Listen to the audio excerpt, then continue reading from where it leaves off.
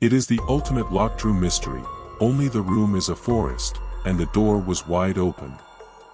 February 28, 1978, Plumas National Forest, California. A park ranger spots something metallic glinting in the snow.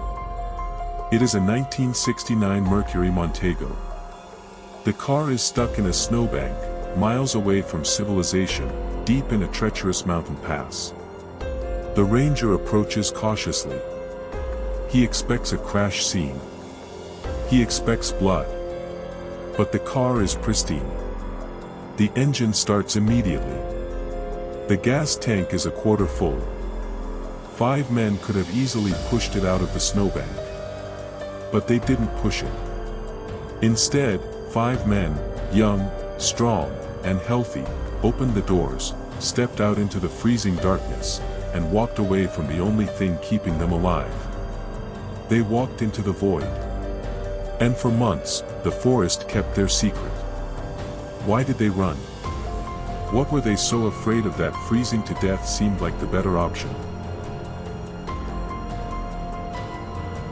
To understand the tragedy, we have to understand the group. They were known as the Boys. Ted, Jack, Bill, Hugh, and Gary. They ranged in age from 24 to 32. But socially and mentally, they were younger. 4 of them had intellectual disabilities. They lived with their parents. They were gentle souls, bonded by a deep friendship and a love for sports. The 5th man, Gary Mathias, was different. He was an Army veteran. He was the protector of the group. But he also suffered from schizophrenia, a condition managed by a strict regimen of medication. February 24, 1978, a Friday night. The boys are ecstatic. Their basketball team, the Gateway Gators, has just won a game. They are celebrating. They are excited because they have another big tournament the very next day. They have everything to live for. They pile into Jack Madruga's beloved Mercury Montego. Jack was proud of that car. He never let anyone else drive it. They stop at a convenience store in Chico. They buy Hostess fruit pies. A quart of milk. Pepsi. It is a scene of pure, mundane Americana. 5 friends, high on a win, grabbing snacks before the 50-mile drive home to Yuba City. They get back in the car. They drive south. At least, they were supposed to drive south. This is the moment logic dies. Instead of driving south towards their warm beds, Jack Madruga turns the car east. They drive past the lights of the city. They drive past the suburbs. They begin to climb into the Plumas National Forest. Why? Did they get lost? Unlikely. Jack knew the roads. Did they decide to go stargazing?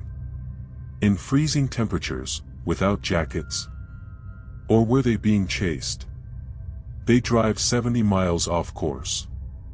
The road turns from asphalt to dirt, and from dirt to snow. They reach the snow line. The tires spin. The car gets stuck. But they are not alone on the mountain. A man named Joseph Shans is also stuck up there. He had a heart attack while trying to push his own car out of the snow earlier that evening.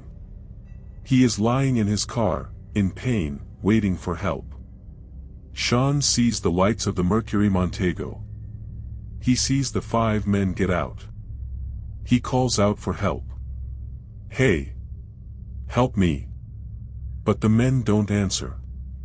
Sean describes a terrifying silence. Then, the lights go out. The men vanish into the trees. Sean later reported hearing whistling. A strange, coordinated whistling in the dark. But no one came to his window. They saw a man in distress, and they fled further into the darkness. What did they see? Or what did Gary, off his medication by now, tell them he saw? The search begins. Days turn into weeks. The snow melts. It isn't until June, 4 months later, that the forest gives up its first ghost. 19 miles away from the car, deeper into the wilderness, sits a Forest Service trailer used by hikers. Inside, searchers find the body of Ted Weiher. And this is where the story becomes a nightmare. Ted is wrapped in 8 sheets, frozen to death. But the autopsy reveals a horrifying truth. Ted didn't die the night they ran away. His beard growth indicates he lived for 8 to 13 weeks inside that trailer. He lived there for almost 3 months. So why did he die? Starvation. He lost nearly 100 pounds. Here is the illogical horror. The trailer was stocked with enough food to feed all 5 men for a year. But only a few cans were opened. There was a propane tank outside that could have provided heat. It wasn't turned on. There were matches nearby. They weren't used. There was heavy clothing in a locker. It wasn't touched. Ted Weiher slowly starved and froze to death in a shelter filled with food and fuel. Why? Psychologists call it learned helplessness. Or perhaps, fear. Did they believe the trailer was private property and were too polite to take the food? Or were they terrified of who, or what, might see the smoke from the chimney? Ted was found with his shoes off, his feet severely frostbitten. Someone had tucked him into bed. Someone had cared for him, until they couldn't anymore. Ted wasn't alone the whole time.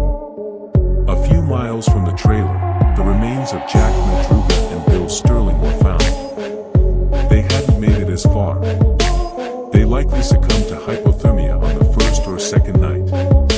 But Jack Hewitt, his remains were found near the trailer. His own father, searching with the team, found his son's backbone and jeans. It seems Hewitt stayed with Ted for a while, before perhaps wandering out in a delirium to find help, only to die in the snow. That leaves Gary Mathias, the veteran, the one with schizophrenia. His tennis shoes were found inside the trailer. It is believed he took Ted's leather shoes, which were bigger, to accommodate his swollen feet. Gary Mathias has never been found. Did he lead them to the trailer, using his military survival skills? Did he care for Ted until Ted died, and then walk out into the wilderness? Or did his medication run out, plunging him into a psychosis where the food was poisoned and the fire was dangerous? His family believes he might have tried to walk to safety. But the forest is vast. Somewhere in Plumas National Forest, the bones of Gary Mathias are likely still waiting. The Yuba County 5 case remains open. There was no evidence of foul play. No gunshots. No signs of a struggle at the car. The monster in this story wasn't a serial killer. It was a series of small, catastrophic decisions. A wrong turn. A fear of the dark. A mind that couldn't process how to open a propane valve. We will never know what they were running from that night. But the most terrifying thought isn't that they were chased. It's that they were simply lost. And in their confusion, they sat in the dark, hungry and cold, waiting for a rescue that they had to trigger themselves. Sometimes, the most terrifying prison is the one inside your own mind. This is Dormant Files. If you were in that trailer, would you have opened the cans? Let us know below.